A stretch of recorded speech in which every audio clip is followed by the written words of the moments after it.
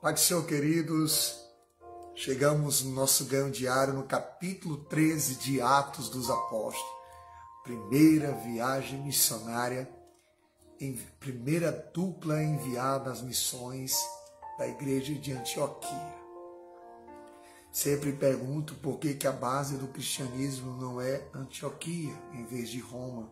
Claro, tem interesse político.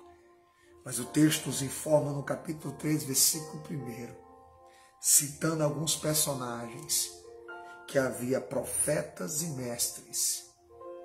Entre eles, alguns evidenciavam o dom de profecia, outros evidenciavam o dom de mestre. Ou quem sabe de forma simultânea, entre os 5 que estavam ali representando, também não de forma simultânea manifestava esses dons. Bem, a primeira dupla de missionários é enviada pela igreja: Barnabé e Paulo.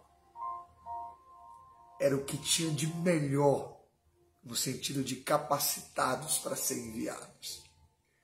A igreja enviando os melhores para o campo, pensando nos gentios, pensando no crescimento da igreja.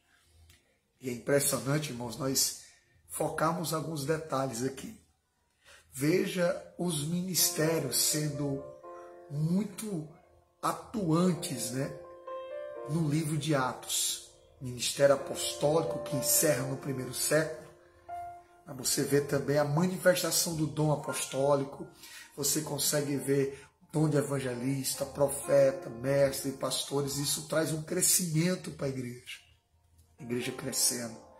E mesmo na lista onde aparece o nome de Saulo, por último, na lista do Espírito Santo, ele é separado para ir com Barnabé, que também tem um dom missionário, um dom apostólico para a primeira viagem missionária. A igreja de Antioquia realmente ela tem uma importância muito grande para o cristianismo. E a gente não pode esquecer esse detalhe. Mas o versículo de número 2, que é o que eu quero chamar a sua atenção, relata que servindo eles ao Senhor e jejuando, disse o Espírito Santo. Houve um comum acordo. O Espírito manifestou sua vontade entre eles. E qual era a vontade do Espírito Santo?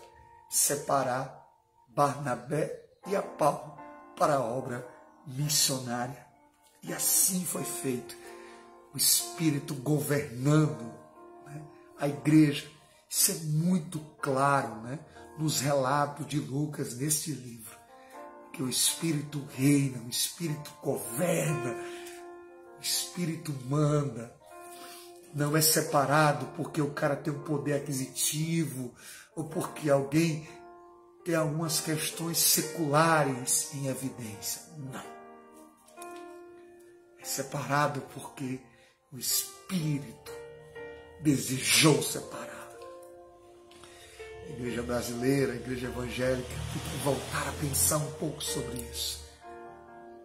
Que o Espírito volte a governar. Bem, é só um ganho diário, é só um devocional. Então, deixa eu focar mais um ponto aqui interessante. Na primeira viagem, o local para onde eles foram também foi guiado pelo Espírito. E um mágico chamado Bar-Jesus ou Elimas começou, de certa forma, a enaltecer Paulo.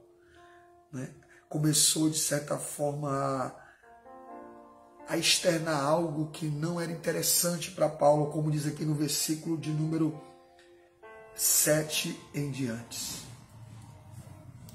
Procurava afastar o servo de Deus. Sabe o que foi que Paulo fez? Expulsou o demônio que estava sobre aquele cara. E da mesma forma também, ele ficou cego. Não para sempre, mas ficou cego. Mas não é isso que eu queria focar com vocês. É que o maior problema não foi o mágico, porque foi resolvido. O maior problema é o que está no versículo 13. que quando Paulo puxa a liderança, Barnabé, o texto relata que João Marcos aparta-se.